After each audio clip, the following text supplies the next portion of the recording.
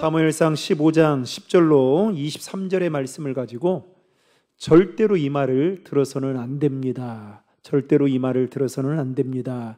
라는 제목으로 이 시간 하나님의 말씀을 나누고자 합니다.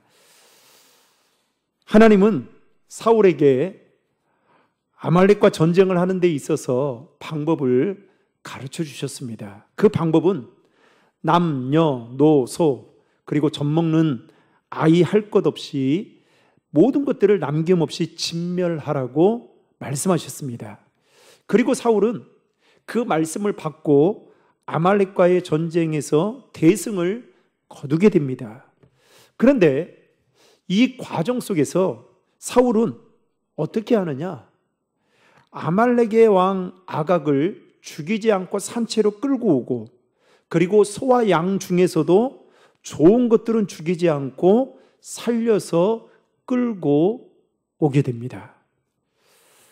여러분, 성경에 보면 하나님은 아각을 진멸하고 죽이라고 했지 끌고 오라고 말씀하신 적은 단 한 번도 없습니다. 성경을 찾아봐도 없어요. 여러분, 3절의 말씀 한번 같이 읽겠습니다. 지금 가서 아말렉을 쳐서 그들의 모든 소유를 남기지 말고 진멸하되 남녀와 소아와 젖먹는 아이와 우양과 낙타와 나귀를 죽이라 하셨나이다 하니, 모든 소유를 남기지 말고 진멸하라고 했지 끌고 오라고 말씀한 적은 없습니다.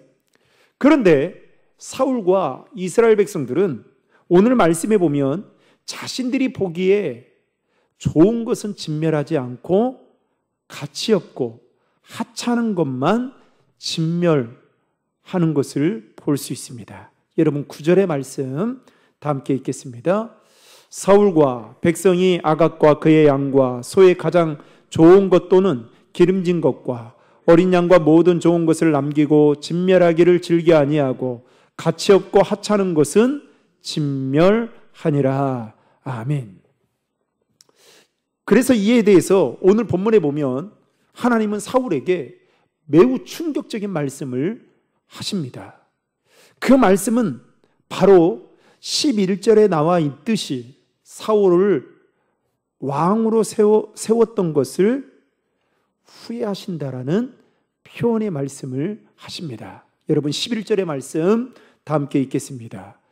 내가 사울을 왕으로 세운 것을 후회하노니 그가 돌이켜서 나를 따르지 아니하며 내 명령을 행하지 아니하였음이니라 하신지라. 사무엘이 근심하여 온 밤을 여호와께 부르짖으니라. 아멘. 여러분, 하나님께서 후회하신다라는 이 표현이 의미하는 바가 무엇일까요? 사울에 대한 하나님의 섭섭한 마음과 안타까운 마음이 이 단어 안에 그대로 녹아져 있습니다. 더 나아가서 그동안에는 사울이 잘못하면 사무엘 선지자를 통해서 어떻게든 그를 영적으로 깨우치기 위해서 다방면으로 노력했지만 이제는 더 이상 그 어떤 노력도 하지 않겠다라는 하나님의 강력한 의지가 이 말 속에 담겨져 있습니다. 그렇다고 한다면 여러분, 사울을 왕으로 세운 것을 후회한다라는 이 말은 그야말로 엄청나게 무섭고도 그리고 충격적인 말이 아닐 수가 없는 것이죠. 여러분, 우리가 살아가면서 누군가로부터 가장 듣기 싫은 말들이 분명히 있을 겁니다. 아마도 그런 말들은 대부분 우리의 자존심에 스크래치를 내는 말들일 것입니다. 특별히 신앙생활을 하는 우리들에게 있어서 여러분, 가장 무섭고도 듣기 싫은 말이 여러분 무엇이라고 생각해 보신 적이 있으십니까?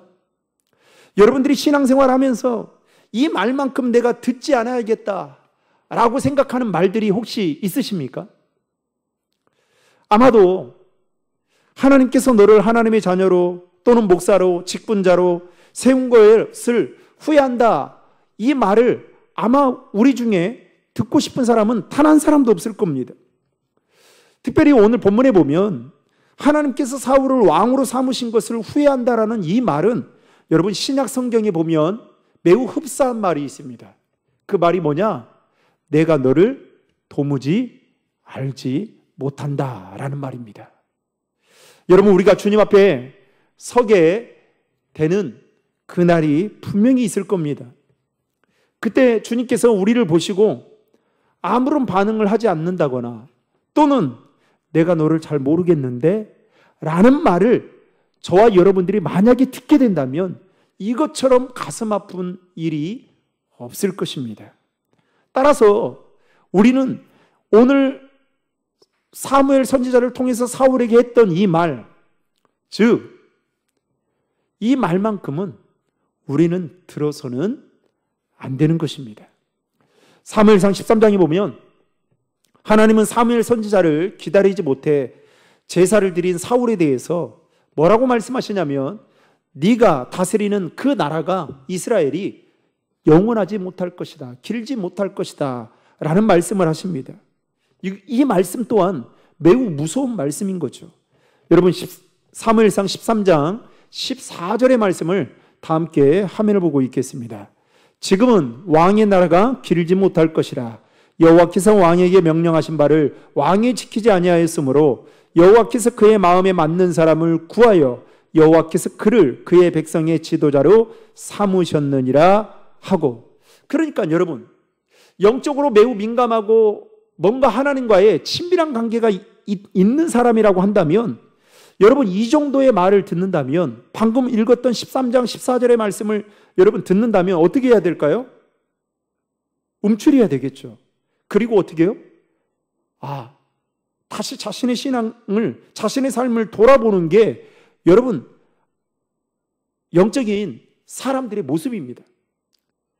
지금 왕의 나라가 길지 못할 것이다, 그리고 여호와께서 그의 마음에 맞는 사람을 구할 것이다. 이거 얼마나 충격적인 말씀입니까?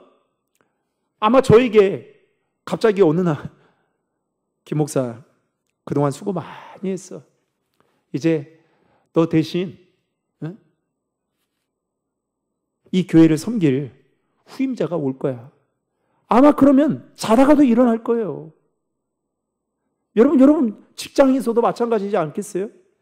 직장 생활을 하는데 갑자기 상사가 와서, CEO가 와서 여러분에게 이런 말을 한다고 한번 해보십시오. 아니면 동료가 와서 머지않아 해고가 되는 일들이 있을 텐데 그 중에 하나가 너야. 그리고 네 자리에 밑에 있는 사람이 올라와. 여러분 그러면 어떻게 되겠어요? 정신 번쩍 들 겁니다. 아니 그날 이후로부터 밥을 먹어도 소화가 되지 않을 거예요. 잠이 제대로 오지 않을 겁니다. 그리고 그 말을 듣지 않기 위해서 어떻게 해요? 최선을 다해서 노력을 하겠죠. 그 정도로 하나님은 사울을 사랑하셔서 사무엘 선지자를 통해서 그가 지었던 그 잘못들을 일깨워 주기 위해서 말씀하셨습니다. 그만큼 이때까지만 해도 하나님은 사울에 대한 기대치가 있었던 거죠. 사랑하는 마음이 있었던 겁니다. 그런데 놀라운 것은 사울은 이러한 하나님의 마음을 전혀 알지 못했습니다. 결국 하나님은 이 일로 인해서 사울의 왕으로서의 폐위를 결심하는데, 사무엘은 이 사실을 알고 여러분 11절에 보면 뭐라고 말씀하느냐, 11절 한번 말씀 보시면 뭐라고 말해요? 사무엘이 근심하여 온 밤을 여호와께 부르짖으니라. 여러분 한번 생각해 보세요. 지금 이 일이 누구와 연관된 일입니까? 사울하고 연관된 일이에요. 사무엘을 한 것은 하나님의 말씀에 순종하고 그에게 왕으로 기름 부은 일밖에 없습니다.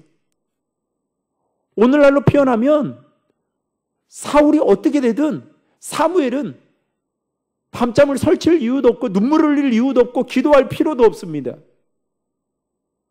그런데 사무엘은 그 사실을 알고 이제 사울이 왕으로서 폐위를 하고 그 다음 후계자가 세워진다는 것을 알고 온 밤을 근심하면서 온 밤을 세워 여호와께 뭐 했다고요? 부르짖었어요. 여러분 중보기도의 사람은 다른 사람의 일도 내 일처럼 생각하고 기도하는 마음을 갖습니다. 그리고 정말 믿음의 사람들은 자신의 영적인 상태만 돌아보는 것이 아니라 자신이 속한 공동체와 함께 또 교제를 하는 믿음의 사람들까지 위해 기도합니다. 저는 사무엘에게 품었던 이 마음이 저와 여러분들에게도 있기를 주님의 이름으로 축복합니다. 그런데 문제는 정작 당사자였던 사울은 하나님이 자신을 버린 줄도 모르고 이 아말렉과의 전투에서 승리한 것을 기념하고 그리고 자신의 이름을 위해서 뭘 하느냐? 오늘 말씀에 보면 기념비를 세우고자 갈멜로 가게 됩니다. 기가 찬 거죠. 여러분 12절의 말씀을 함께 읽겠습니다. 사무엘이 사울을 만나려고 아침에 일찍 일어났더니 어떤 사람이 사무엘에게 말하여 이르되 사울이 갈멜에 이르러 자기를 위하여 기념비를 세우고 발길을 돌려 길갈로 내려갔다 하는지라. 그러니까 여러분 갈멜에서는 자기를 위해서 기념비를 세운 다음에 그 다음에 그 일을 있고 난 후에 여러분 길갈로 내려갔던 것은 뭐냐? 제사를 드리려고 내려갑니다. 이처럼 사울은 영적으로 얼마나 무지몽매한 자였던 것을 우리는 성경을 통해서 계속해서 보고 있습니다. 여러분 이스라엘이 아말렉과의 싸움에서 승리한 것은 사울의 뛰어난 전략이나 리더십에 의해서 승리한 것이 아니라 전적인 하나님의 도우심으로 말미암아 승리하게 된 것입니다. 그런데 사울의 행동하는 모습을 보면 마치 자기의 힘으로 자기의 능력으로 인해서 승리를 거두었다라고 생각하고 기념비를 세운 것을 보면 그는 하나님보다 자신에게 더 관심이 있었고 자신을 높이는 일에 마음이 있었던 것을 보게 됩니다. 이 일이 있고 난 후에 사무엘이 이제 사울을 만날 때에 물어요. 그것도 모르는 척 하면서. 어떻게 묻느냐? 사울은 사무엘에게 자신은 하나님의 명령을 그대로 행했다라고 말을 합니다. 여러분 13절의 말씀을 우리 다 함께 읽겠습니다. 사무엘이 사울에게 이른즉 사울이 그에게 이르되 원하건대 당신은 여호와께 복을 받으소서 내가 여호와의 명령을 행하였나이다 하니, 이 사무엘이 사울을 보는 순간 뭔가 마음이 찔렸던지 자기가 이야기를 해요. 그런데 이야기하는 것이 뭐예요? 내가 여호와의 명령을 행하였나이다. 여러분 누가 물어봤어요? 물어보지 않았잖아요. 도둑이 제발 저린다고 말을 합니다. 그런데 여러분 어리석게도 사울은 사무엘을 속일 수 있다라고 생각했던 것 같습니다. 아니, 아가 왕과 그리고 가축들을 감춰놓고 시치미를 떼면 그 누구도 모를 거라고 생각을 하고 아마 13절에 있는 말씀처럼 내가 여호와의 명령을 행했다라고 말한 것 같습니다. 그런데 여러분 놀라운 것은 사무엘은 사울이 행한 모든 것들을 다 알고 있었다는 것입니다. 누구를 통해서요? 하나님을 통해서 알고 있었다는 겁니다. 여러분 14절의 말씀을 다 함께 읽겠습니다. 사무엘이 이르되 그러면 내게 들려오는 이 양의 소리와 내게 들리는 소의 소리는 어찌 됨이니까 하니라. 그러니까 알고, 사무엘이 모르는 것이 아니라 알고 지금 사울에게 이렇게 말합니다. 사울은 이 말을 듣고 마음이 또 찔렸던지 이렇게 말합니다. 백성들이 아말렉 사람들에게서 빼앗은 양과 소 중에서 제일 좋은 것은 죽이지 않고 살려두었다라고 말을 합니다. 그러면서 그 이유에 대해서 뭐라고 이야기하느냐? 15절에 이렇게 말합니다. 같이 읽겠습니다. 사울이 이르되 그것은 무리가 아말렉 사람에게서 끌어온 것인데 백성이 당신의 하나님 여호와께 제사하라 하여 양들과 소들 중에서 가장 좋은 것은 남김이요 그의 것은 우리가 진멸하였나이다 하는지라. 아멘. 그 이유에 대해서 뭐라고 말합니까? 백성들이 지금 자기가 말하고 안 해요. 백성이 하나님께 제사를 드리기 위해서 남겨둔 것이다 라고 말을 합니다. 사울은 앞에서는 하나님의 말씀에 순종하는 것처럼 보이면서도 뒤로는 자신의 이익을 챙기고 있었던 자였습니다. 사실 여러분, 그동안 하나님께서 사울에게 주신 그 축복들을 생각한다면 여러분, 양, 소, 아말렉의 왕, 아각, 이걸 잡아온 것과 비교할 수 없는 큰 은혜를 그는 누렸던 자입니다. 그렇지 않아요? 그는 왕이 될 만한 사람이 아니었잖아요. 그런데도 불구하고 왕이 됐어요. 그리고 하나님이 은혜로 말미암아 전쟁에서 승리까지 하게 됩니다. 그런데 뭐가 아쉬운지 그는 양과 소, 아말렉의 왕 아각을 잡아 끌고 오는 것이 더 하나님이 자신에게 하셨던 말씀보다 더 크게 보였던 겁니다. 여러분, 우리가 우리 안에 은혜가 떨어지면요, 어떻게 되느냐? 하나님보다 세상의 것이 더 달콤하게 느껴지고 더 귀하고 중요하게 보여지게 됩니다. 하나님의 말씀이 어느 순간에 귀에 들려오질 않아요. 하나님이 분명히 나에게 주신 은혜와 축복이 있는데도 불구하고 그것들이 세상의 것과 비교할 때에 그렇게 귀하다라고 여겨지지가 않게 됩니다. 그러면 어떻게 되느냐? 사울처럼 반드시 하나님의 말씀에 불순종하게 되어 있는 것입니다. 사랑하는 성도 여러분, 바라기는 저와 여러분 안에 하나님이 그동안 베풀어 주셨던 그 은혜가 이 세상 어떠한 것보다도 더 크게 느껴지는 여러분 귀한 마음이 있기를 주님의 이름으로 축복합니다. 결국 사울은 자신의 욕심을 버리지 못하고 하나님의 말씀에 불순종하게 되고, 더 놀라운 것은 회개하기는커녕 자신이 행한 일에 대해서 그 일들을 백성들에게 돌리면서 눈 가리고 아웅하는 식으로 그 모든 일들을, 사건들을 덮으려고 했던 것을 볼 수 있습니다. 바로 그때 사무엘은 사울에게 하나님께서 하신 말씀을 청종하지 않고 왜 탈취하여 하나님 보시기에 악을 행하였느냐라고 말을 합니다. 그러자 사울은 다시 한번 사무엘에게 뭐라고 이야기하느냐? 여러분, 15절과 똑같은 21절에 보면 이렇게 말합니다. 같이 읽겠습니다.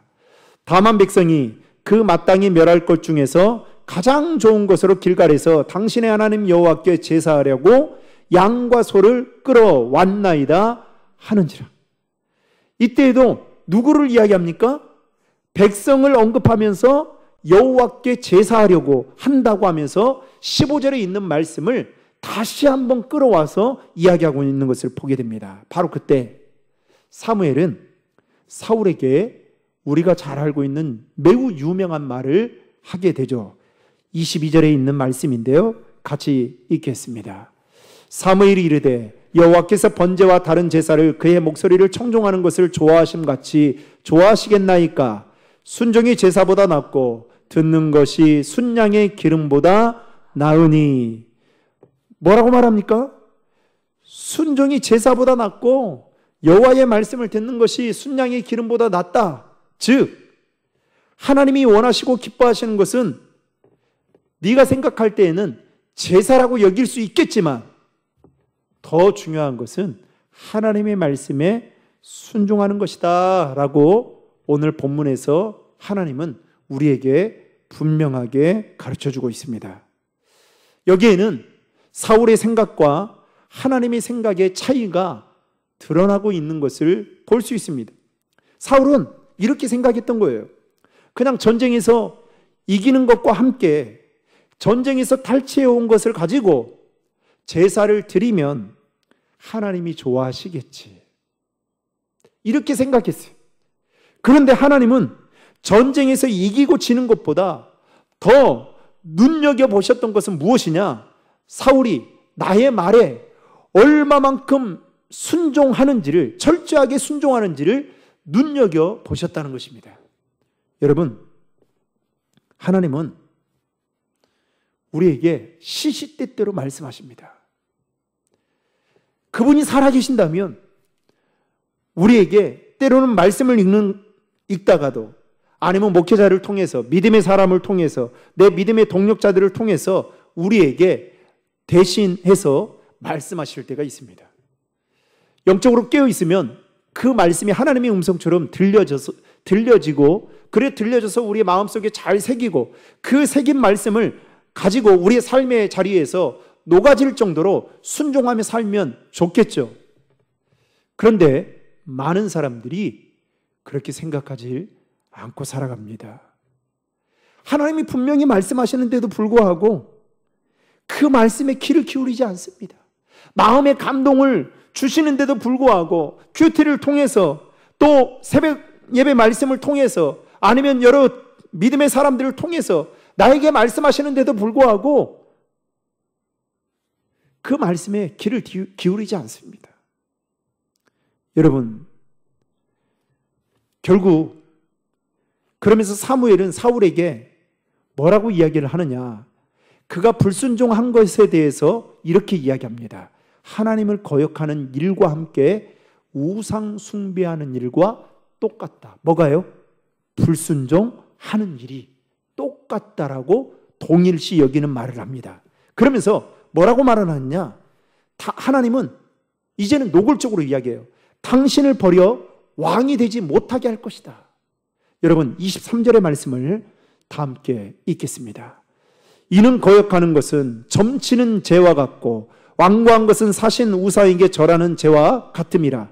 왕이 여호와의 말씀을 버렸으므로 여호와께서도 왕을 버려 왕이 되지 못하게 하셨나이다 하니. 그러니까 여러분, 하나님의 말씀에 불순종하는 것이 점치는 죄와 같다는 거예요. 사신 우상에게 절하는 것과 같다는 거예요. 여러분, 불순종을 우리는 어떻게 해요? 적당하게 순종하는 것을 우리는 그렇게 그냥 대충 아무렇지 않게 생각하는데 절대 그렇지 않습니다. 그 말에 사울은 사무엘에게 자신이 죄를 범하였도다, 이제서야 그렇게 말을 합니다. 그러면서 자신이 이렇게 행동한 데에는 이유가 있다라고 말을 합니다. 그 이유가 무엇이냐? 24절에 보면 백성을 두려워하여 그들의 말에 청종했다라고 이야기합니다. 여러분, 24절의 말씀 다 함께 읽겠습니다. 사울이 사무엘에게 이르되 내가 범죄하였나이다. 내가 여호와의 명령과 당신의 말씀을 어긴 것은 내가 백성을 두려워하여 그들의 말을 청종하였음이니이다. 아멘. 그러면 여러분, 사울은 도대체 왜 백성들을 두려워했던 것일까요? 아마도 그 이유는 자신을 이스라엘의 초대 왕으로 세워준 자들이 누구라고 생각했을까요? 하나님이 아닌 이스라엘 백성들이라고 생각했기 때문입니다. 왜냐하면 자신이 속한 베냐민 지파는 12지파 중에서도 지지 세력이 약한 그야말로 지파였거든요. 그렇기 때문에 이 자신을 지지할 세력이 약한 이 베냐민 출신의 자신이 왕이 될 수 있었던 것은 이스라엘 백성들 때문이라고 그는 착각 아닌 착각을 했던 것입니다. 그러다 보니 이 하나님보다 누구를 더 의식하게 되는 겁니까? 이스라엘 백성들을 의식하게 되는 것입니다. 사랑하는 성도 여러분, 저와 여러분들이 신앙생활하면서 누구를 더 의식하며 살아야 되는 걸까요? 우리가 삶의 자리에서 살아가는 데 있어서 여러분, 누구를 더 의식하며 살아가야 될까요? 여러분, 사람을 의식하게 되면 어느 순간부터 사람의 종이 되는 겁니다. 사람의 노예가 되는 거예요. 목사도 마찬가지입니다. 목사도 성도들을 의식하는 순간 의식하지 않는 것은 아니죠. 그러나 하나님보다 성도들을 더 의식하는 순간부터 그 사람의 눈치를 보게 되고 그 사람이 종이 되고 노예가 되는 거예요. 그러나 하나님은 그렇게 그러한 삶을 살기를 원치 않으십니다. 사울의 이 같은 행동에 대해서 사무엘은 그래서 매우 실망한 나머지 오늘 본문에 보면 당신과 함께 돌아가지 않을 것이다라고 말을 하면서 그 이유에 대해서 다시 한번 26절에 뭐라고 말씀하느냐, 이렇게 말해요. 26절 말씀, 왕이 여호와의 말씀을 뭐 했다고요? 버렸으므로 라고 말을 합니다. 그러면서 발길을 돌려 이제 사울과 사무엘과의 만남은 여기서 종지부를 찍게 되는 이제 비극이 벌어지게 됩니다. 여러분, 우리가 신앙생활하면서 믿음의 사람을 만날 수 있다는 것은요, 엄청나게 큰 축복입니다. 그런데 이 사울이 이 사무엘 선지자의 영적인 도움을 얼마나 받고 그 기도를 얼마나 받으면서 살았겠어요. 그런데 발길을 돌린다? 그래서 어떻게 해요? 그러니까 이 사울이 그때서야 비로소 진짜 이게 심각한 거구나 라고 인지를 하고 어떻게 하느냐? 사울의 옷자락을 붙잡습니다. 그러자 사무엘이 다시 한번 사울에게 뭐라고 이야기하냐면, 하나님께서 이스라엘이라는 이 나라를 당신에게 떼어서 당신보다 더 나은 사람에게, 여러분 아까도 그랬잖아요. 내가 왕으로 세운 것을 후회한다. 그런데 뭐라고 이야기합니까? 당신보다 더 나은 사람에게 줄 것이다 라고 말을 합니다. 28절 말씀 다 함께 읽겠습니다. 사무엘이 그에게 이르되 여호와께서 오늘 이스라엘 나라를 왕에게서 떼어 왕보다 나은 왕의 이웃에게 어떻게 해요? 주셨나이다.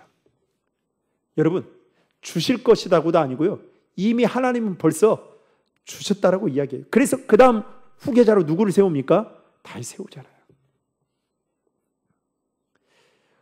오늘 말씀에 보면서 제가 눈여겨본 것은 사울이 자신이 행동한 것에 대해서 심각성을 인지하지 못하니까 어떻게 해요? 회개하지도 않고 심지어는 자신의 체면을 세워줄 것을 누구에게 예언하느냐? 사무엘 선지자에게 예언을 합니다. 여러분, 회개가 앞서죠. 그런데 어떻게 해요? 그래도 명색에 자기가 이스라엘의 초대 왕이었다고 이스라엘 백성들 앞에서만큼은 자신을 좀 세워달라고 이런 어처구니 없는 부탁을 해요. 30절의 말씀 다 함께 읽겠습니다. 사울이 이르되 내가 범죄하였을지라도 이제 청하옵나니 내 백성의 장로들 앞과 이스라엘 앞에서 나를 높이사 나와 함께 돌아가서 내가 당신의 하나님 여호와께 경배하게 하소서 하더라. 누구를 높이라고요? 자기를 높여달라고 하는 겁니다. 그동안 살펴봤듯이 사울은 이스라엘의 초대 왕으로 40년간 이스라엘을 다스렸던 자였습니다. 개인의 영광이면서도 가문의 영광이었고 또 그것은 전적인 하나님의 은혜라고 말할 수 있습니다. 그런데 오늘 본문에 보면 사울은 이러한 하나님의 도우심을 받았음에도 불구하고 모든 영광을 하나님께 돌리는 것이 아니라 자신을 높이는 일에 기념비를 세우고 심지어는 이 사무엘 선지자를 통해서 자신의 그 책망의 소리를 듣고 있는데도 불구하고 백성들 앞에서 자신을 더 높여달라고 예언하고 부탁하고 있는 이러한 사울의 모습을 보면서 여러분 어떤 생각이 들으십니까?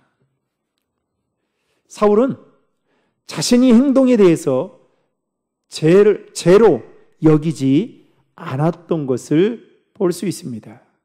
게다가 23절에 기록된 말씀에 따르면 하나님의 말씀을 버렸다라고 이야기합니다.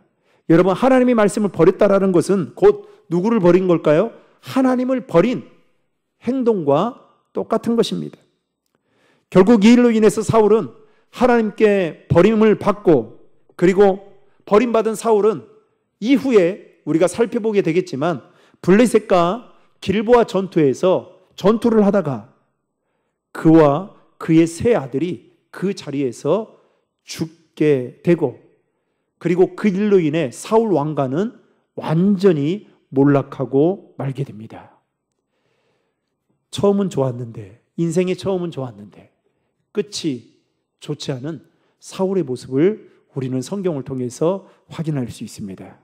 이처럼 하나님께 버림받는다는 것은 최대의 비극이자 또 하나님께서 그를 왕으로 세운 것을 후회한다라는 이 말은 예수 믿는 우리들에게 있어서는 절대로 들어서는 안 되는 말이라 생각합니다. 사랑하는 성도 여러분, 사울은 사무엘의 책망에도 불구하고 자신의 정당성을 주장하고 변명을 되풀이할 정도로 그의 행동은 하나님의 진노를 불러일으킬 만한 행동이었습니다. 우리는 오늘 사울의 모습을 보면서 여러분 중요한 교훈을 얻어야 됩니다. 하나님은 겉모습의 제사보다 마음에 담긴 순종을 원하신다라는 겁니다. 더 나아가서 하나님은 우리가 순종하는 데 하나님의 말씀에 순종하는 데 있어서 부분적인 순종이 아닌, 적당한 순종이 아닌 온전한 순종을 원하신다라는 겁니다. 따라서 우리는 하나님 앞에서 사울의 이 실패를 반면교사 삼아 더 겸손한 마음으로 하나님의 말씀에 귀를 기울이며 순종하는 삶을 살아야 되는 것입니다. 제가 지난주에 제가 이제 우리 사랑구역 식구들하고 청년들하고 이렇게 오후 예배 때는 우리 이제 민장로님의 인도로 제가 이제 나눔을 이제 같이 하게 되는데, 한 주는 사랑구역, 그리고 또 한 주는 청년부, 이렇게 돌아가면서 이렇게 나눔을 합니다. 그리고 전체로 모이면 전체 공지를 하고, 그리고 나눔을 이제 하는데, 불현듯 그런 생각이 들면서 한 2주 전부터, 그래서 2주 전의 생각들을 우리 나눔을 할 때 우리 청년들과 같이 이제 나누면서 이런 이야기를 했어요. 하나님은 레위기서에 보면, 여러분 레위기에 각종 제사들이 나오잖아요. 그런데 그 제사의 목적은 뭐냐? 하나님은 우리가 거룩하게 살아가기를 원하신다는 거예요. 하나님은 내가 거룩하니 너희도 거룩하라고 말을 하잖아요. 이 거룩하다는 것은 뭐냐? 구별된 삶을 이야기하는 거거든요. 예수 믿지 않는 사람과 예수 믿는 사람은 뭔가 구별되어져, 뭔가 달라도 달라야 되지 않냐라는 의미에서 성경은 이 거룩에 대해서 얼마나 강조하는지 모릅니다. 그런데 제가 요즘에 많이 드는 생각은 우리 안에 이 거룩성이 얼마나 있는가. 여러분, 거룩하다는 것은 얼마나 우리가 우리 삶의 자리에서 정말 구별되게 치열하게 살고 있는가라는 생각이 불현듯 들었습니다. 믿는 사람인데 말하는 거 보면 그렇게 안 보이거든요. 믿는다고 하는데 행동하는 거 보면 더할 때 있거든요. 그러면서 이분들은 무엇을 기준으로 가지고 살아가고 있는가라는 의심이 들었어요. 여러분, 성경은 이 세대를 본받지 말라고 말하고 있습니다. 즉, 이 세대에 흘러가는 시대의 흐름과 유행의 풍조에 따라 살아가지 말라고 이야기합니다. 그러면 살아가지 않기 위해서는 여러분, 우리만의 기준이 반드시 있어야 되겠죠. 그 기준이 뭐냐? 마치 이런 겁니다. 우리가 등산을 할 때에 혹시나 길을 잃어버릴까 봐 뭘 챙깁니까? 나침판을 챙기듯이 여러분, 그 기준점이 있어야 되는 거죠. 그런데 어느 순간부터 그 기준점이 있나? 그 기준점을 가지고 있는가? 특별히 요즘에 이제 결혼하는 청년들도 많아지고 그러잖아요.